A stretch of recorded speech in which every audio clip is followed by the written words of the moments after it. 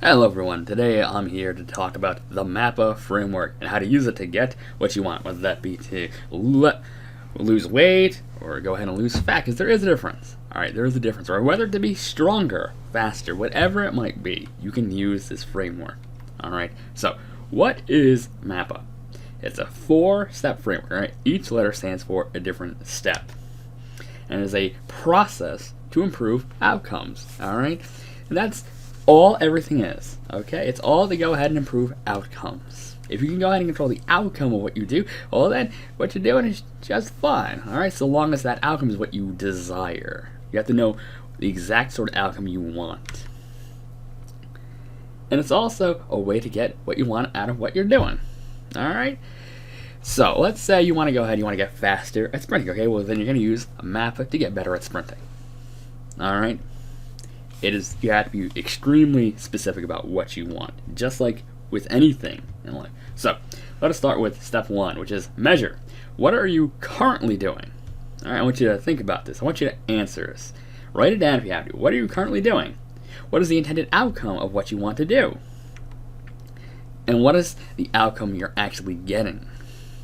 Because I assure you, if you're watching this, you're probably not getting the outcome that you want. So what is the outcome that you want, and how are you measuring it, right? You have to measure everything, and I do mean everything. If you want to improve, you have to measure everything that you're doing. Otherwise, you're not going to go ahead and be able to make the needed adjustments, as you will soon see. Alright, now, as I said moments ago, you have to write this all down. I'm serious. Write down every single time. You have to do this every single time you use MAPA. Write it all down, because this will lead to the next step. Analyze. Alright, because you have to compare your measurements. Alright, you got to compare your measurements. How much did you weigh yesterday? How much did you go ahead and weigh today? How much did you weigh 2 weeks ago? How much did you weigh a few days ago? You have to look at this, because you have to look at the average. Alright, because that average is going to show you where exactly are you. Are you trending upwards? Are you trending downwards? Alright? And I want you to find the relation between all these different measurements. Because you can go ahead and be gaining weight, but you might be going up in lean mass. Or you might be going ahead and gaining weight, but you might be primarily getting fat mass, alright? You gotta measure these things. Okay? You gotta measure these things. You gotta find the relation between all these different numbers, because everything plays into one another. I assure you, everything plays into one another. Now, you also have to look, what is improving the most? What's improving the least? I want you to think about this, and the relationship between these numbers. Why is it that one number is moving one way and one number is moving another way? How can you go ahead and look at it from a different perspective? Ask someone else. Ask multiple people. Hey, what does this look like to you? What does this look like to them? Now, and how consistent are you or these results? Alright, because you got to ask yourself, if you are going ahead and weighing yourself at the same time every single day under the same conditions, and your weight is fluctuating wildly, you gotta ask yourself, what then is the difference? Is it what you eat?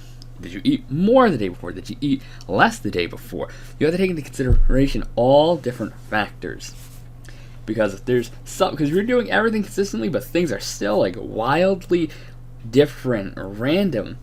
There's something wrong, and you gotta figure out what that is. Alright, otherwise you're never gonna go ahead and be able to make progress in the direction you want. And of course, the more questions you ask, the more you answer, the more clarity you'll have. This is the step where you really have to take a 30,000 foot look at what you're doing, and I need you to dissect it from every single angle. Which will lead to step 3, planning. Now, you can take the results of your analysis, and you're going to find what you want to improve. So, let's say you want to go ahead and lower your body fat percentage. Alright, we're going to focus on that. So you know you want to lower your body fat percentage. Now, you want to define how much you want to improve it by. Now, if you go ahead and you want to lose body fat, and you want to go and use the 1-1 rule, you know you need to lose 1% of body fat per month. That is the ideal you want to hit. So, that, of course, goes ahead and brings up the question, okay, well, how are you going to achieve that? Well, you're going to eat less. How much less are you going to eat? Because remember, when you're only losing 1% of body fat each month, you don't actually have to lose that much weight. At all. It's just a few pounds a month. Some people want to lose a few pounds a week, or these crazy numbers, even though it is completely unrealistic. So I need you to think about this. You need to go ahead and say, all right, if I'm going to lose this much in this month? Exactly how much less do I have to eat to achieve that? And now I want you to reverse engineer all your goals into tiny steps. All right, the tinier the better, because the more different little tiny goals you can immediately hit, the more progress you're gonna make.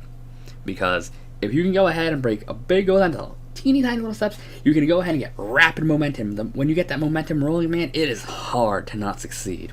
Success like speed. So you gotta go ahead and get these tiny little steps that you can make, and then go boom, boom, boom, boom, boom. Go ahead, get them all done, one right after the other, and you will go ahead, and at least at the bare minimum, you'll make more progress than you would have without it. Because if you have this big goal and you break it to just tinier big goals, though then it still seems really nebulous and really like difficult to achieve. You want a tinier goal. You gotta break them all down to the finest component you can.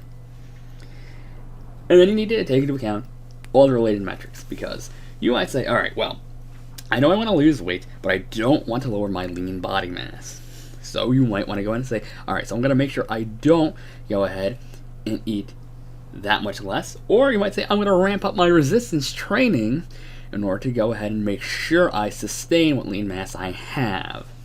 All right, because you're measuring anything, you'll know, all right, my resistance training right now isn't really that intense. It isn't really about resistance training, but I know I'm going to need it. All right.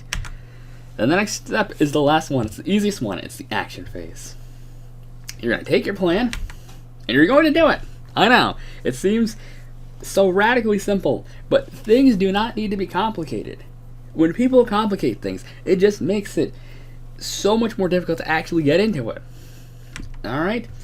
You're going to achieve your first mini goal, and the next, and the next, and that's all you're going to do. You're just going to have it all laid out in sequential order. You're just going to knock them all out in order when you can or when you're supposed to. And that's it. That's it. That's all you have to do. That's the entire framework. Like I said, it seems so simple, but it is meant to be simple. It's meant to take something that's extremely complex and break it down and do a very simple system. You can use this for anything. For anything that you do. You can use this for creating new habits. You can go ahead and use this for improving some sort of athletic accomplishment. You can use this to go ahead and for literally any aspect of your life. It doesn't even have to be related to health and fitness. It can be related to something completely different. It can be related to business. It can go ahead and be related to some part of your life. Alright? So, that's it. That's all I got for you today. I'm Frankie D. Cruz. I will go ahead and talk to you next time.